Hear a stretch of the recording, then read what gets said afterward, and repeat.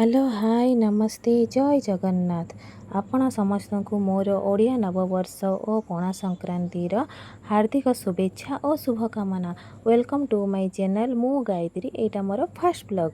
मु ओडिया नववर्ष पणा संक्रांति रे मोर फास्ट ब्लॉग करिया को चाहूथिली एवं मु सही दिन आरंभ मध्य करि देइछि। समय अभाव अपलोड करि पारि नथिली। आज समय मिलिबारु अपलोड करिछि। चलंतु घर ठाकुर पूजा ठारू स्टार्ट करिबा आजिर ब्लॉग। देखंतु मु भोग पूजा सरी जाइछि, ठाकुरन पाखरे भोग भी कर देइछि। आज तो पणा संक्रांति रे आपण जानिथिबे छतुआ पणा भोग लागे ठाकुरन पाखरे। मु छतुआ सहित छेना कदली नडिया सबु प्रकार फल मूल आंब सबु मिसे मु भोग कर नेछि। एबे चलंतु हम आरती करिबा।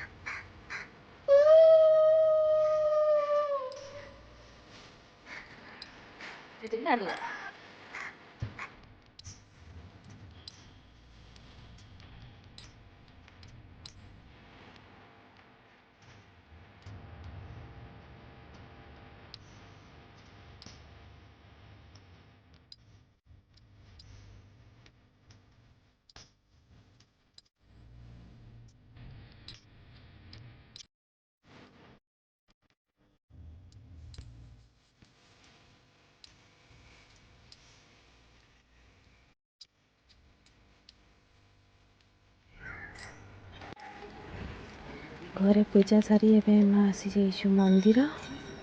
तो बड़ हाथ धोई धुआ गलु मंदिर में धूप दीप देलु। आज एत बड़ दिन पणा संक्रांति देखु मंदिर में केते भिड़ होती।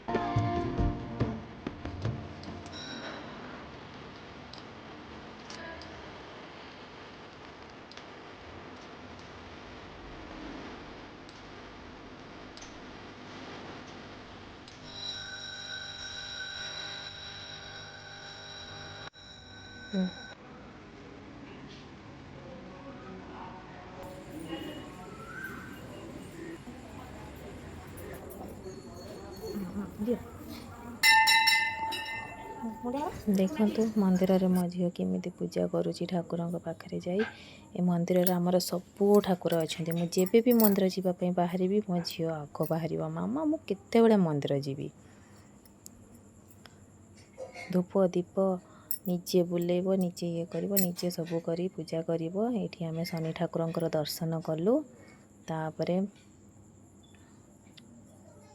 शनि ठाकुर अष्टवचन चारि पाखरे आम फेरा नेलु। देखु मो झील केते मजा नहीं ठाकुर को दर्शन करुची।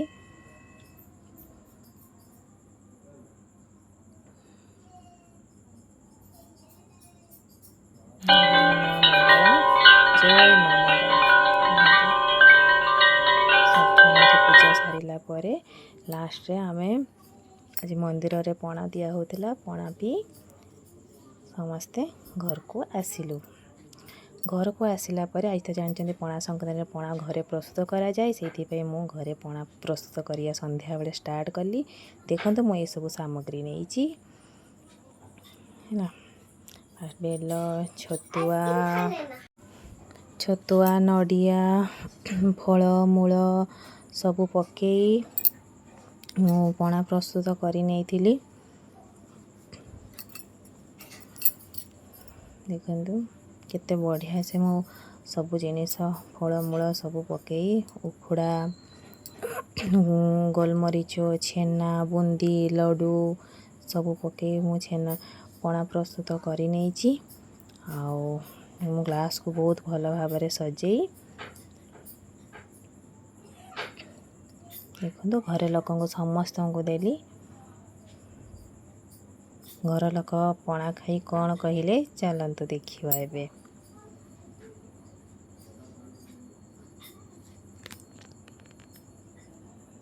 ଦେଖନ୍ତୁ କେତେ ବଢ଼ିଆ ଦିଶୁଛି ନା ଆପଣ ଦେଖନ୍ତୁ କେତେ ବଢ଼ିଆ ସେ ଡେକୋରେସନ୍ ମୁଁ କରି ନେଇଛି। କରିସାରିଲା ପରେ ଘରେ ସମସ୍ତଙ୍କୁ ମୁଁ ଦେଲି। ଆପଣଙ୍କୁ ଯଦି ମୋ ଭିଡ଼ିଓ ଭଲ ଲାଗିଥାଏ ତାହେଲେ ଆପଣ ଲାଇକ୍ ସେୟାର କମେଣ୍ଟ ଆଉ ସବସ୍କ୍ରାଇବ୍ କରିବା ପାଇଁ ଜମା ବି ଭୁଲିବେନି।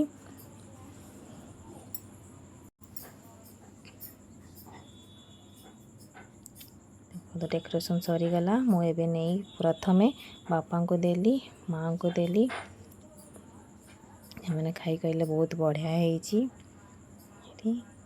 ଏଠି ମୋ ଆମ ସାର୍ଙ୍କୁ ଦେଲି, ସିଏ ବି ଖାଇ କହିଲେ ବହୁତ ବଢ଼ିଆ ହେଇଛି। ମୋ ଝିଅ ଦେଖନ୍ତୁ ପିଇକି କ'ଣ କହିଲା। ବାପାଙ୍କ ସାଙ୍ଗ ଜଣେ ଆସିଥିଲେ, ସିଏ ମଧ୍ୟ ପିଇଲେ, ସିଏ ବି କହିଲେ ବହୁତ ବଢ଼ିଆ ଅଛି। ଲାଷ୍ଟରେ ମୁଁ ବି ମଧ୍ୟ ଖାଇଲି, ମୋତେ ବହୁତ ଟେଷ୍ଟ ଲାଗିଲା। ଆପଣ ସବସ୍କ୍ରାଇବ୍ କରିବା ପାଇଁ ଭୁଲିବେନି। ଜୟ ଜଗନ୍ନାଥ।